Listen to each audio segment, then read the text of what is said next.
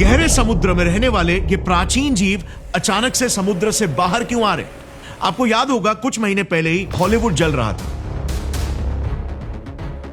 अब यह देखना उसके कुछ ही दिनों पहले नवंबर 6 को कैलिफोर्निया के किनारों में क्या मिला था। एक 10 फीट बड़ी ओरफिश। जो ओरफिश कैलिफोर्निया के इतिहास में पिछले 125 सालों में सिर्फ 15 से 20 बार ही दिखी है। और उसके बाद कैलिफोर्निया में एक 7 मैग्नीट्यूड का भूकंप आ धमका। Experiencing very strong shaking. I think we need to get under the desk. You are in danger. This was the biggest earthquake to hit Northern California in more than 3 decades. 2017 में Philippines में भी oarfish की sightings हुई थी, जिसके कुछ ही समय बाद जुलाई 2017 में एक 6.6 मैग्नीट्यूड का अर्थक्वेक वहां पर हिट किया। The southern Philippines has been shaken. A powerful earthquake rocked the Philippines. At least 85 people are dead.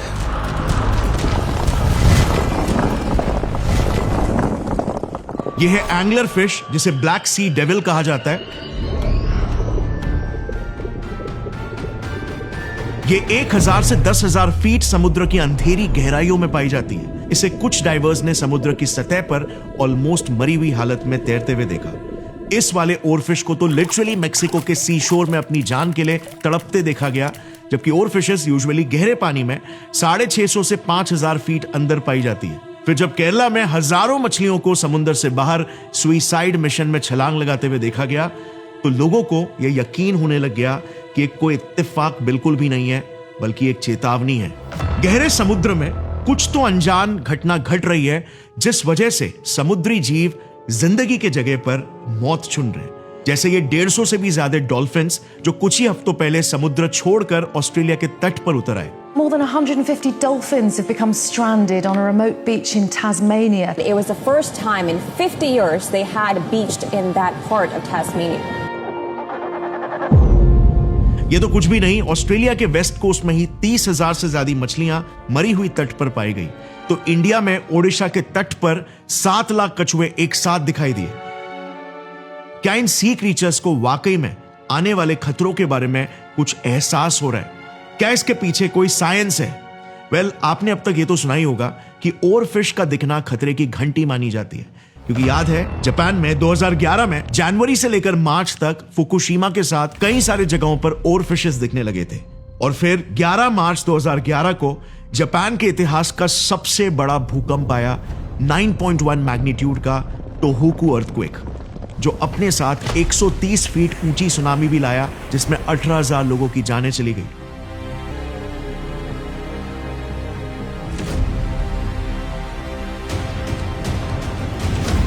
और इसीलिए आज भी जापान में इन्हें द डूम्सडे फिश कहा जाता है, जो जब भी दिखते हैं अपने साथ कोई दुर्घटना की चेतावनी लेकर दिखते हैं। सो आखिर इन्हें पता कैसे चल जाता है? इसके पीछे का साइंस क्या है? आज 80% से ज्यादा हमारे समुद्र अनएक्सप्लोर्ड है।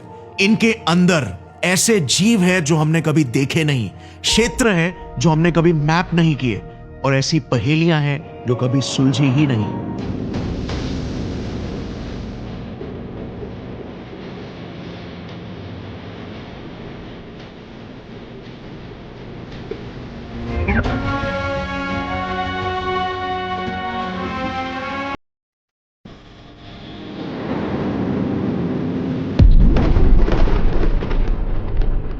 डीप सी पृथ्वी का एक ऐसा सीक्रेट वॉल्ट है जहां पर प्रकृति जीवों के साथ ऐसे डेंजरस एक्सपेरिमेंट्स कर रही है जिनसे लिटरली विभत्स म्यूटेंट्स और एलियंस पैदा हो रहे हैं, जो शायद हमसे कुछ कहना चाहते हैं। समुद्र के ये गहरे अंधेरे कोने चमका रहे हैं कुछ ऐसे सीक्रेट्स जो हमें ये बता सकते हैं कि इन विशाल महासागरों का आखिर जन्म कब और कैसे हुआ। क्यों डीप सी में इतने विचित्र, भयानक, मॉन्स्ट्रस जीव पनप रहे हैं, और क्या ये प्राचीन जीव हम इंसानों को किसी बड़ी दुर्घटना की चेतावनी दे रहे हैं? डीप सी के इस गहरे रहस्य की गहराई को समझने के लिए हमें इसके गहरे इतिहास में डूबना होगा। आज से 4.5 बिलियन सालों पहले हमारे सोलर सिस्टम में एक आग और लावा से भरा हुआ पत्थर का टुकड़ा जन्म ले रहा था। शुरुआती दिनों में इस पर कई सारे अंतरिक्ष के पत्थर बरसते रहते थे। द हेडियन ईऑन पीरियड की शुरुआत हो चुकी थी, जिसे नाम दिया गया नरक के ग्रीक गॉड हेड्स के ऊपर। करीब 200 से 300 मिलियन सालों तक पृथ्वी एक क्रूर जगह थी, उबलते हुए ज्वालामुखियों के साथ हजारों डिग्री सेल्सियस का तपता तापमान, जहरीले गैस चेंबर जैसा वातावरण और पानी का कहीं भी नामो निशान नहीं था, क्योंकि 2000 डिग्री सेल्सियस के तपते तापमान में पानी लिक्विड स्टेट में रह ही नहीं पाता। बट पृथ्वी पर कहीं तो ये सारा पानी छुपा हुआ था एक अलग रूप में, जो फटकर बाहर निकलेगा और उन गहरे महासागरों को जन्म देगा जो जमीन के 70% हिस्सों को अपने अंदर समेट लेंगे।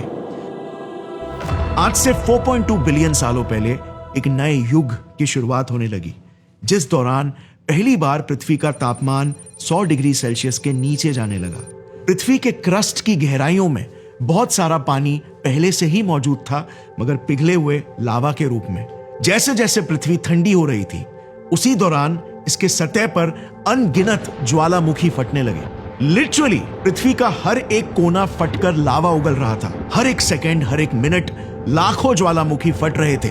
पृथ्वी बेसिकली एक वोल्केनिक इन्फर्नो बॉल जैसा बन गया था, और यही ज्वालामुखी ऊपर के एटमॉस्फेयर में कार्बन डाइऑक्साइड, मीथेन और वोल्केनिक ऐश के साथ वाटर वेपर भी हवा में इजेक्ट कर रहे थे। इस प्रक्रिया को आउटगैसिंग कहा जाता है, जिससे ठंडे होते तापमान की वजह से उन काले घने बादलों को जन्म दिया, जिन्होंने लिटरली आसमानों से समुद्र बरसाना शुरू कर दिया।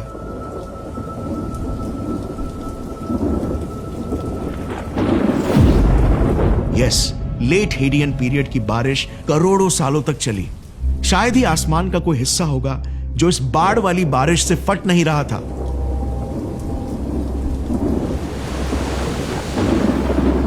इस बरसात ने आने वाले युगों के लिए पृथ्वी को ठंडा भी कर दिया, और सबसे इंपॉर्टेंट बात, पृथ्वी पर बड़े टेक्टोनिक प्लेट्स के गड्ढों को भरकर हमारे आज के गहरे महासागरों को जन्म देना शुरू कर दिया। अब जहां एक तरफ पृथ्वी के ये विशाल गड्ढे समुद्र के पानी से भर रहे थे, वहीं पर समुद्र की गहराइयों में एक ऐसी चीज पनप रही थी जो प्रकृति ने इससे पहले कभी नहीं देखी थी। जिंदगी, लाइफ।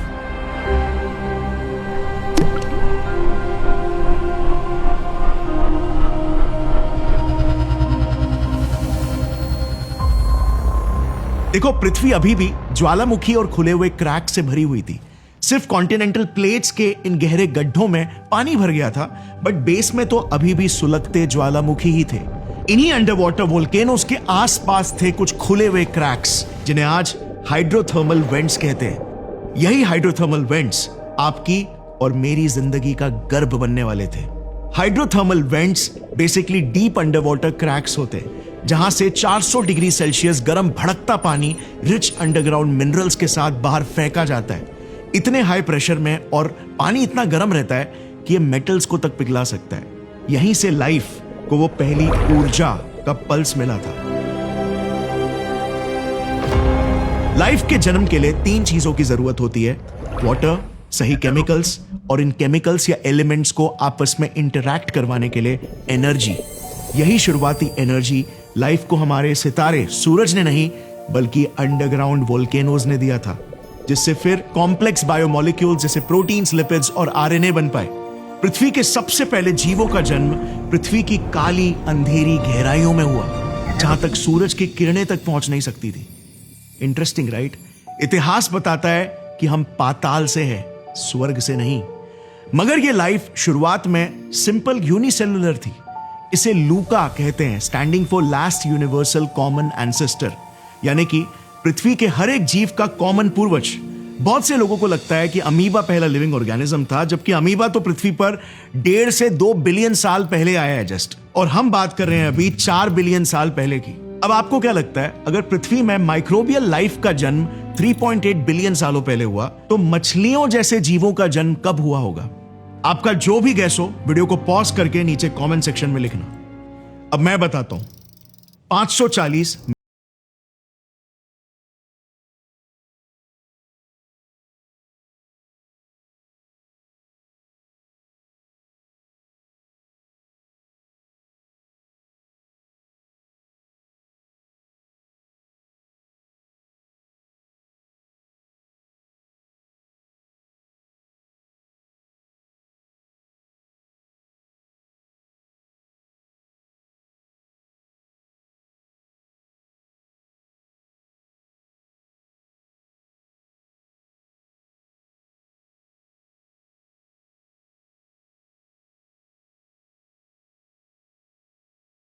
540 मिलियन सालों पहले एग्जैक्टली ऐसा क्या हुआ कि एक झटके में ही आज जो भी जानवर आप पृथ्वी में देखते हो वो सभी के पूर्वज एक साथ अलग अलग रूपों में जन्म लेने लगे? वेल, एक ऐसी घटना घटी जिसे the big bang of evolution कहा जाता है, द कैम्ब्रियन एक्सप्लोजन।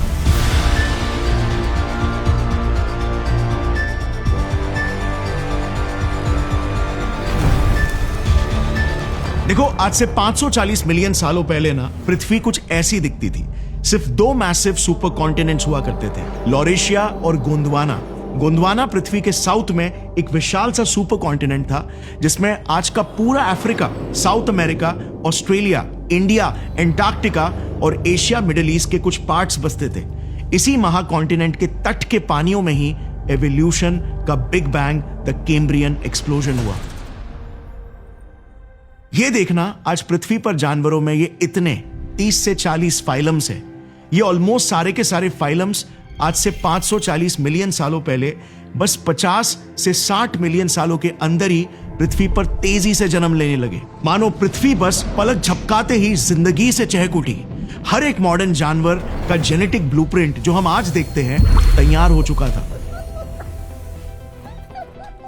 समुद्र एक ऐसी विशाल लेबोरेटरी बन चुकी थी जहां पर प्रकृति तरह तरह के जेनेटिक एक्सपेरिमेंट्स कर रही थी और जीवन के अनेक रूपों को रंग रही थी। जीवन में वास्ट डाइवर्सिटी फ्लड कर रही थी। ये सब इसीलिए हो पाया क्योंकि कैम्ब्रियन एक्सप्लोजन में ऑक्सीजन गैस का भी एक्सप्लोजन हुआ, जिस गैस ने सभी जीवों को एक्स्ट्रा एनर्जी प्रोवाइड की और एक्स्ट्रा म्यूटेशंस क्रिएट करने के लिए ऑक्सीडेशन।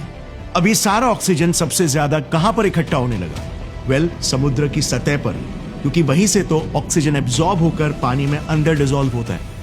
और इसीलिए कैम्ब्रियन एक्सप्लोजन के दौरान जानवरों का सबसे ज्यादा विकास हुआ कॉन्टिनेंटल शेल्व्स में, जो समुद्र के तट के पास के सबसे शैलो वाटर्स होते हैं। अब जब एक साथ इतने सारे जानवर इन थोड़े से इलाकों में फटकर जन्म ले रहे थे तो जाहिर है इनके बीच में कंपटीशन होने लग गया रिसोर्सेज को लेकर। इससे दो चीजें क्रिएट हुई। नंबर 1, पृथ्वी पर पहली बार शिकारियों का जन्म हुआ। यह हमें पता चलता है क्योंकि उसी दौर में जीवों में दांतों, पंजों और शेल्स का एवोल्यूशन हुआ। और नंबर 2, शैलो वाटर्स में खाने का अकाल पड़ने लग गया, जिससे फिर मजबूरी में खाने और सिक्योरिटी की तलाश में समुद्री जीव समुद्र की अंधेरी गहराइयों की ओर देखने लगे। अब जरा एक मिनट इस फैक्ट को अप्रिशिएट करते हैं कि लाइफ की शुरुआत गहरे समुद्र में हुई, लेकिन लाइफ विकसित समुद्र की ऊपरी सतह पर हुई और फिर नीचे की दुनिया को मजबूरी में अपना नया घर बनाने निकल पड़ी। मगर यह सफर जिंदगी और मौत का सफर होने वाला था। डीप सी के अकाल अंधेरे में जी पाने के लिए अब तक ये जीव बिल्कुल भी काबिल नहीं बने थे। देखो, समुद्र की सतह पर प्रेशर एक एटमॉस्फेयर जितना होता है, यानी कि जितना आप और मैं अभी फील कर रहे हैं। यह प्रेशर इसीलिए क्योंकि पृथ्वी के एटमॉस्फेयर में एयर के मॉलिक्यूल्स हम पर फोर्स अप्लाई कर रहे हैं। बट जब आप समुद्र की गहराई में जाते हो तब आपके ऊपर के सारे पानी के लेयर्स आप पर फोर्स अप्लाई कर रहे होते हैं, जिससे कि प्रेशर ड्रास्टिकली बढ़ने लगता है। हर 10 मीटर में एक एटमॉस्फेयर जितना प्रेशर बढ़ता है।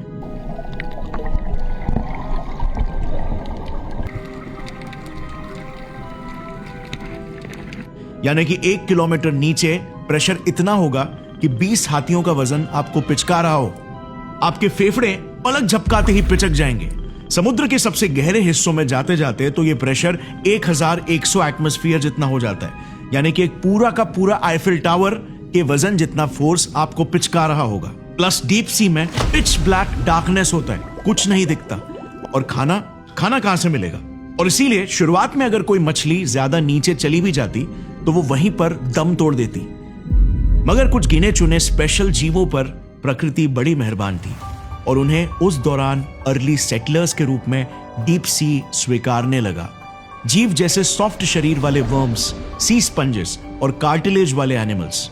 इन सिंपल से जीवों ने अपनी कोमलता और नरमी से पत्थरों को चूर कर देने वाले प्रेशर को हरा दिया। इनका शरीर सॉफ्ट जेलेटिन जैसे मटेरियल्स का बना था और ये मोस्टली 90 से 95% पानी के ही बने थे। अब पानी की एक खास बात यह है कि वाटर ऑलमोस्ट इनकंप्रेसिबल है।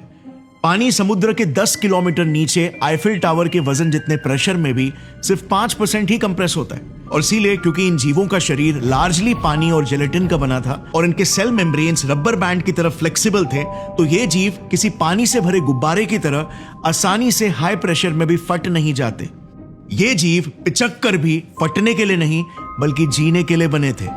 ये जीव समुद्र के तल में जाकर चिपक जाते थे और पानी के ऊपरी लेयर से जो भी मरे हुए प्लैंक्टन्स और सी क्रीचर्स के अंश नीचे गिरते उन पर दावत मनाते। इनकी जिंदगी बड़े अच्छे से कट रही थी। समुद्र के इन्हीं अंधेरे कोनों में आखिर कोई शिकार कहां था। मगर यह अच्छा दौर ज्यादा समय तक नहीं चला, क्योंकि कैम्ब्रियन पीरियड खत्म होते ही आज से 450 मिलियन सालों पहले ऑर्डोविचियन पीरियड में शिकारियों ने भी विकसित होकर डीप सी को इन्वेड करना शुरू कर दिया। उन शिकारियों में से सबसे पहले थे मॉलस्क्स और आर्थ्रोपॉड्स, जैसे ये जीव ट्राइलोबाइट्स और नॉटिलॉइड्स, जिनका शरीर सॉफ्ट जेलेटिन और फ्लूइड से तो बना था, बट साथ में इनका एक वीक सा और फ्लेक्सिबल सा एक्सोस्केलेटन भी था। ये इनका नया विकसित हुआ एक्सोस्केलेटन हमारी हड्डियों जैसा खोखला और सख्त बिल्कुल नहीं था, बल्कि काफी लचीला, पतला और सॉफ्ट था, जो प्रेशर पड़ते ही अपने स्ट्रक्चर को आसानी से फ्लेक्सिबली ढाल सकता था, ताकि प्रेशर में सख्त हड्डियों की तरह क्रैक ना कर जाए। जैसे आपने एयरप्लेन्स के विंग्स को उड़ते वक्त देखा होगा बेंड होते हुए, वो हार्ड भी है जो एक्सट्रीम प्रेशर को झेलकर लिफ्ट देने का काम करते हैं, बट वो फ्लेक्सिबल भी है और इसीलिए एयर प्रेशर डिफरेंसेस और झटकों को इजीली झेल लेते हैं।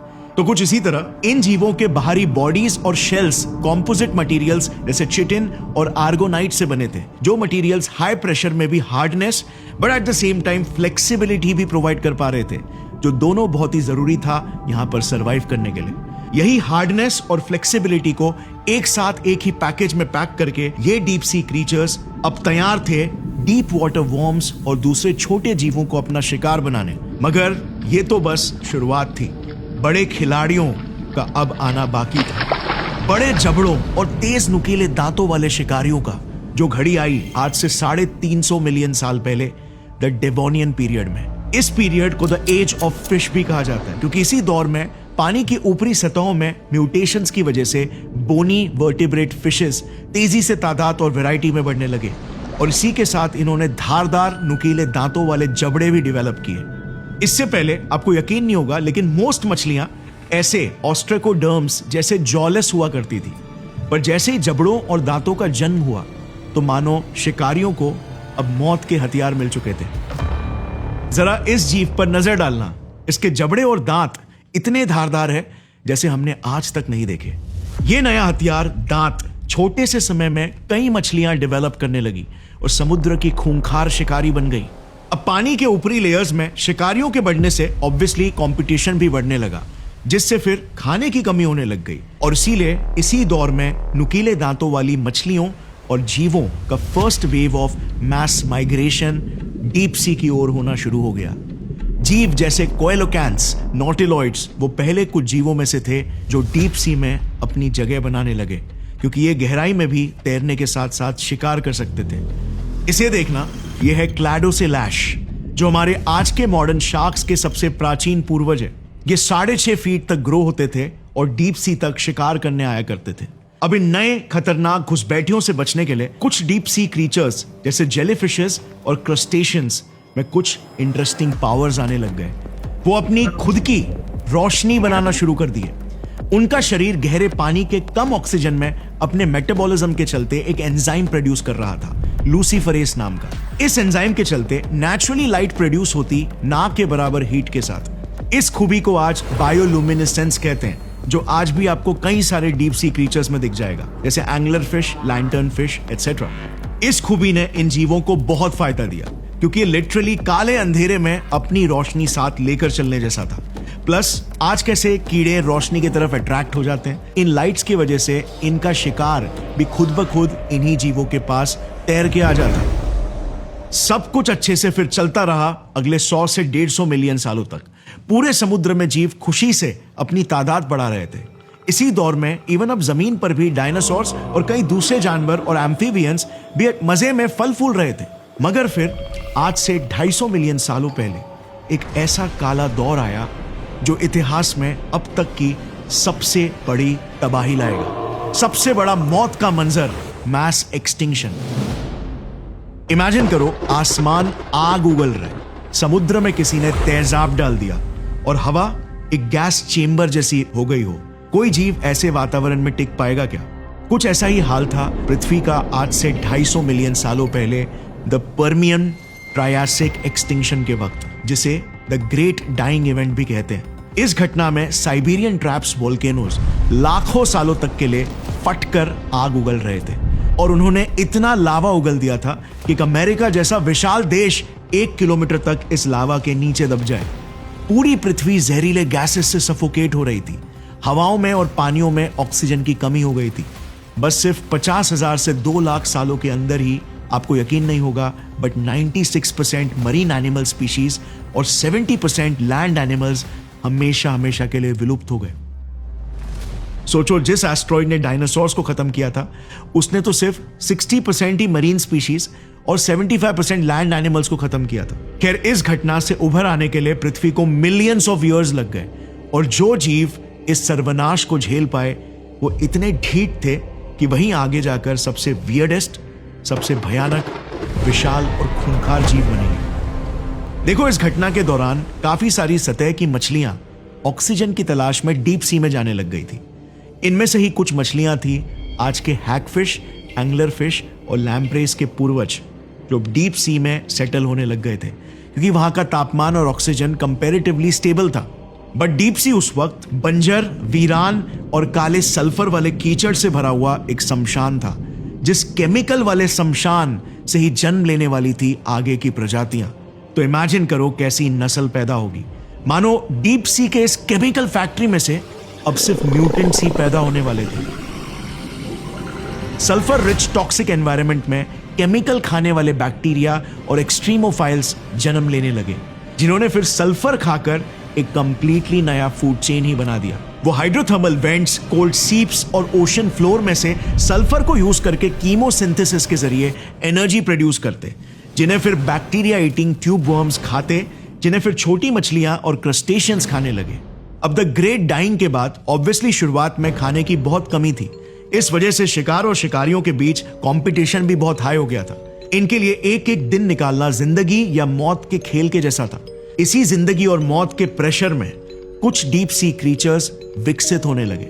ये जीव साइज में अनकंट्रोलेबली बढ़ने लगे क्योंकि बड़े जीव होने की वजह से ये ज्यादा एनर्जी अपने अंदर स्टोर करके रख सकते थे, यानी कि उनकी बैटरी जल्दी डिस्चार्ज नहीं होगी, जिससे ये ज्यादा समय तक बिना खाए भी जिंदा रह सकते थे। प्लस समुद्र के काले अंधेरे में अब इन विशाल जीवों को आखिर चुनौती कौन दे सकता था, और इसीलिए जन्म हो चुका था डीप सी जाइगेंटिज्म का। आम समुद्री जीव मॉन्स्टर्स में बदलना शुरू हो गए थे। ये जो जायंट कोलोसल स्क्विड आज हम डीप सी में देखते हैं ना, ये 46 फीट तक लंबे होते हैं। जस्ट इमेजिन, इनकी बस आंखें ही एक बड़े से प्लेट के साइज की होती है। स्पाइडर क्रैब्स जो 13 फीट लंबे होते हैं, जो आपके कार को आराम से गले लगा देंगे। 7 फीट चौड़े जेली फिशेस, इवन और फिशेस जो 36 फीट तक लंबी होती है। द ग्रीनलैंड शार्क जो 23 फीट लंबे, और द जायंट आइसोपॉड जो समुद्र के तल में रेंगते हैं और 2.5 फीट तक चौड़े होते हैं। इन सभी के पूर्वज इसी दौरान डीप सी में आ चुके थे और लगातार अपने साइज को बढ़ा रहे थे। फिर आने वाले कई मिलियन सालों में डीप सी के क्रूर माहौल में इन्होंने कई विचित्र एडेप्टेशंस किए, जैसे ये मछली जिसके खोपड़ी के पार आप लिटरली इसका भेजा देख सकते हो। ये है बैरल आई फिश, और ये इसकी आंखें हैं जो 90 डिग्रीज ऊपर देख सकती है और शिकार की हल्की सी भी परछाई दिखने पर सीधा अटैक कर देती है। कितना वियर्ड है, राइट? एक बल्ब जैसी खोपड़ी में दिमाग और चमकती आंखों का तैरना, ऑलमोस्ट लाइक एन एलियन। ये है डम्बो ऑक्टोपस। इसके नाम और भोली शक्ल पर बिल्कुल मत जाना, क्योंकि ये इतना शाना है कि शिकारी के चपेट पे आने पर यह अपने खुद के ही हाथों को कुर्बान कर देता है। अपने टेंटिकल्स को वहीं पर डिटैच करके भाग जाता है, जिससे शिकारी डिस्ट्रैक्ट और कंफ्यूज हो जाता है। ब्रिटल स्टार्स भी एक और एक जीव है जो यही सेम टैक्टिक यूज करते हैं।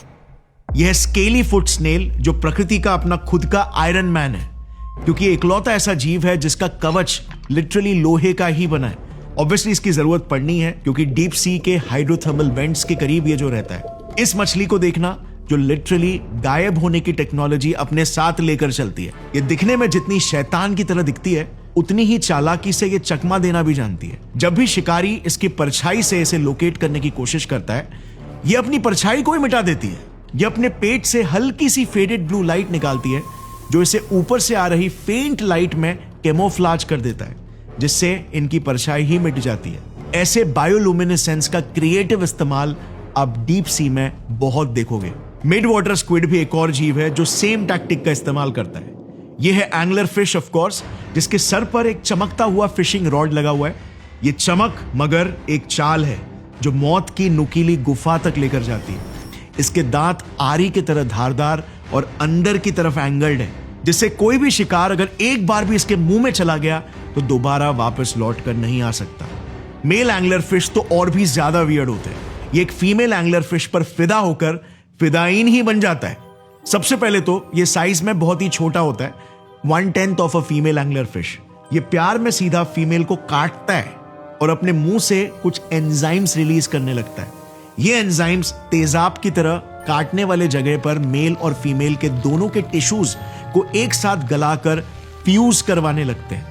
अंत में मेल अपनी आंखें, अपना पूरा शरीर और सभी अंग सब कुछ कुर्बान कर देता है और छोड़ जाता है बस सिर्फ अपना टेस्टिस यानी कि अंडकोश फीमेल के शरीर पर, जो कि एक परमानेंट स्पर्म फैक्ट्री की तरह काम करने लगता है। शरीर ब्लोइंग, राइट?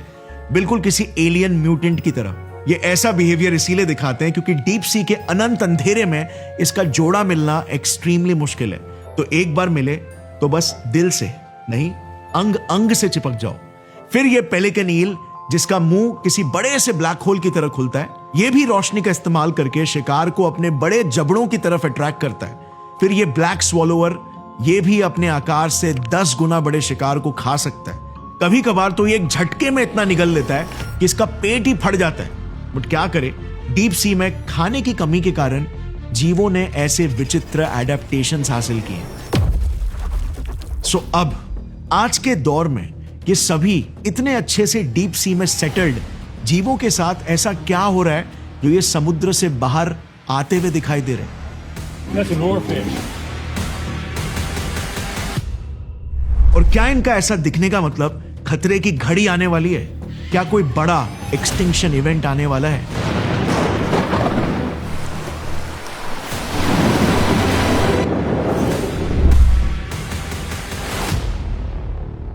वेल, ये रेड मार्क्ड एरिया आपको दिख रहा है जो फैला हुआ है नॉर्थ और साउथ अमेरिका से लेकर जापान से होते हुए फिलीपींस तक और नीचे न्यूजीलैंड तक। ये 40,000 किलोमीटर बड़ा हॉर्स शू शेप का हिस्सा वो जगह है जहां पर दुनिया के 90% भूकंप कांपते हैं। ऐसा इसीलिए क्योंकि पैसिफिक ओशन के नीचे यहां पर 7 मेजर टेक्टोनिक प्लेट्स और कई माइनर प्लेट्स आपस में बाउंड्रीज शेयर करते हैं, रगड़ते हैं, घसते हैं। इसी वजह से यही रीजन दुनिया के 75% एक्टिव और इनएक्टिव वोल्केनोज का घर भी है। इसे नाम दिया गया है द रिंग ऑफ फायर। यह हिस्सा अर्थ का सबसे अनस्टेबल पैच है। यहां पर दुनिया के 75% से 90% हाइड्रोथर्मल वेंट्स भी है। और पता है, इन्हीं हाइड्रोथर्मल वेंट्स में 90% ऐसे जीव भी है जो आपको इस एरिया के अलावा दुनिया में और कहीं नहीं मिलेंगे। और इंटरेस्टिंगली, यह हिस्सा डेफिनेटली कुछ सालों से काफी अनस्टेबल बिहेवियर दिखा रहा है। पिछले ही साल 2024 में बाली, जो कि इसी रीजन में आने वाला एक देश है, सिर्फ एक ही साल में इसने 582 अर्थक्वेक्स एक्सपीरियंस किए। अब यस, इनमें से most of the earthquakes minor यानी कि 3 मैग्नीट्यूड से नीचे के अर्थक्वेक्स थे, मगर उसके पिछले साल की तुलना में ये 80% से बढ़ गए। अब सिर्फ बाली नहीं, इनफैक्ट इस ऑस्ट्रेलियन न्यूज पोर्टल के हिसाब से पूरी दुनिया में ही भूकंपों की संख्या तेजी से बढ़ रही है। एमडैट इमरजेंसी इवेंट्स डेटाबेस ने जब भूकंपों का 1900 से अब तक का डेटा स्टडी किया तो पता चला कि 1900 से 1950s के बीच एक साल में अबव 6.5 मैग्नीट्यूड वाले अर्थक्वेक्स का एवरेज 3.4 था। ये 1970s में डबल 6.7 हो गया और 2000s में 5 गुना बढ़ गया। 2021 और 2022 में भी कई सारे वोल्केनोस फटे थे the ring of fire region में, जिनमें इंडोनेशिया का माउंट सिमेरू, फिलीपींस का टाल वोल्केनो और जापान का माउंट एसो भी शामिल है। जनवरी 2022 में टोंगा में भी एक अंडर वाटर वोल्केनो हुंगा टोंगा हुंगा हापाई फटा था, जो कि नासा के हिसाब से मॉडर्न हिस्ट्री का one of the most powerful volcanic eruption था। इसने एक सुनामी भी ला दिया था। Authorities in the Pacific island of Tonga say the country is facing an unprecedented disaster. An underwater volcano erupted last week, triggering a deadly tsunami. But दूसरी तरफ United states geological सर्वे और British geological सर्वे तो ये बता रहे हैं कि शायद अर्थक्वेक्स पहले की तुलना में इतने नहीं बढ़ रहे, बल्कि अब क्योंकि हमारे पास एडवांस इंस्ट्रूमेंट्स आ चुके हैं, इसीलिए हम इन्हें और ज्यादा एक्यूरेटली डिटेक्ट कर पा रहे हैं। बट फिर भी बाली जैसे रीजन का एक ही साल में 582 अर्थक्वेक्स एक्सपीरियंस करना क्वेश्चंस जरूर रेज करता है। सो ऐसे में तो क्योंकि 90% अर्थक्वेक्स इसी रिंग ऑफ फायर जोन में आते हैं, तो यहां ऐसे अनयूजुअल फिश साइटिंग्स तो कॉमन होना चाहिए, right? In fact weird fish sightings तो दुनिया में ऑलमोस्ट इक्वली ही स्प्रेड आउट है। बट ऐसा कैसे हो सकता है? और फिशेस तो इन्हीं ट्रेमर्स को फील करके डीप सी से ऊपर आ रहे हैं ना, उसका क्या? वेल 2019 में मरीन बायोडाइवर्सिटी रिकॉर्ड्स ने इसी विषय पर एक रिसर्च किया था, लेकिन उन्हें और फिशेस के भटकने का और किसी नेचुरल डिजास्टर का उसके साथ कोई लिंक या एसोसिएशन नहीं मिला। एंगलर फिश के भी शैलो वाटर्स में मिलने का कोई भी आपदा से कोई साइंटिफिक लिंक अब तक नहीं मिला है। इनफैक्ट अगर आप देखोगे तो ये सिर्फ इक्के दुक्के केसेस ही है और most of the cases unrelated है, जिन्हें बस आपस में जोड़कर सोशल मीडिया में एक नैरेटिव बनाया गया। जैसे एंगलर फिश का भटककर ऊपर आ जाने के पीछे कई रीजंस हो सकते हैं, जैसे पानी का local temperature fluctuation, local oxygen की कमी, स्ट्रॉन्ग करंट्स, शिकारी से पीछा छुड़ाना एटसेट्रा। इक्के दुक्के केस में ऐसा होना ज्यादा लाइकली है। ये केरला वाली घटना जो हमने पहले देखा था, ये तो मछलियों का नेचुरल बिहेवियर है और हर साल होता है। बस गूगल करना चाकारा केरला करके, ऐसी ढेर सारी वीडियोस आपको मिलेंगी। अरेबियन सी में यह घटना हर साल मानसून या उससे पहले घटती है, जिसमें समुद्र के नीचे से वाटर करंट्स न्यूट्रिएंट से भरा पानी ऊपर लेकर आते हैं और इसी का पीछा करते करते केरला के मालाबार कोस्ट में ये सभी समुद्री जीव जमीन पर अंधाधुंध बरसने लगते हैं। ऑस्ट्रेलिया के फॉल्स किलर व्हेल डॉल्फिन्स के साथ भी ऐसा ही कुछ हुआ था। Now, dozens of dolphins have died after a pod of more than 150 were stranded on a remote beach in Australia's southern island of Tasmania. Dolphins sonar waves यानी कि eco location के जरिए अपने रास्ते का अंदाजा लगाते हैं और इनके ग्रुप में एक लीडर होता है जिन्हें ये फॉलो करते हैं। ये 157 डॉल्फिन्स भी अपने ग्रुप के लीडर को ही फॉलो कर रहे थे, जो लीडर मोस्ट प्रोबेबली टास्मेनिया के शोर की ज्योग्राफी, शैलो वाटर्स या सैंड बेड्स की वजह से डिसओरिएंट हो गया था और एक के पीछे एक सभी मछलियां गलत दिशा में चल पड़ी। अब हाँ, ऐसा भी हो सकता है कि इनका लीडर ही बीमार पड़ गया था, बट मुझे पर्सनली टास्मेनियन शोर्स ही प्रॉब्लम लग रहे हैं, उनकी ज्योग्राफी, क्योंकि 2022 में भी इसी तरह की घटना हुई थी। 150 प्लस पायलट व्हेल डॉल्फिन्स ऐसे ही डिसओरिएंट होकर शोर पर आ गए थे। ऐसा पास्ट में भी और भी कई बार हुआ है। सिमिलरली ओडिशा के गहिरमट्ठा बीच पर भी इसी साल लाखों की तादाद में ऑलिव रिडली टर्टल्स शोर पर नजर आए थे। अगेन ये कोई कयामत का संकेत नहीं था, बस ये टर्टल्स वहां पर नेस्टिंग करने यानी कि अपने अंडे देने आए थे। इंडिया में ऑलिव रिडली टर्टल्स ये एक एंडेंजर्ड स्पीशीज है जो 33 इयर्स बाद कोस्ट पर वापस लौट के आए। पिछली बार इनकी ऐसी मैसिव साइटिंग्स 1992 में हुई थी। सो हर एक ऐसे वियर्ड मैस मूवमेंट के पीछे कोई ना कोई डिस्कनेक्टेड जेन्युइन लॉजिकल रीजन है। ये इसीलिए नहीं हो रहा क्योंकि कयामत आने वाली है या फिर लेवायथन जाग उठा है। इनफैक्ट मीडिया और सोशल मीडिया को पूरा क्रेडिट जाता है इन अफवाहों को भड़काने का। बताऊं कितना इजी है? देखो ये ऑस्ट्रेलियन न्यूज पोर्टल, जिसमें याद है हमने देखा था कि अर्थक्वेक्स 1950 से लेकर अब तक 5 गुना बढ़ चुके हैं। ये इनकम्प्लीट न्यूज है। इसे देखकर कोई भी सोचेगा ना कि हम कहीं कयामत की दिशा में तो नहीं जा रहे, लेकिन ये इंफॉर्मेशन को बहुत ही कन्वीनियंटली छुपा दिया गया कि सारे मेजर जियोलॉजिकल सर्वेज ये बता रहे हैं कि अर्थक्वेक्स बड़े नहीं हैं, बल्कि हम ज्यादा बेहतर तरीकों से उन्हें मेजर कर पा रहे। अब जरा सोचो, हर एक आर्टिकल, हर एक क्रिएटर, हर एक इंडिविजुअल इंसेंटिवाइज्ड है ऐसी भड़काऊ चीजों को फैलाने के लिए, क्योंकि मीडिया अटेंशन इकोनॉमी से चलती है और डर सबसे बड़ा कारोबार है।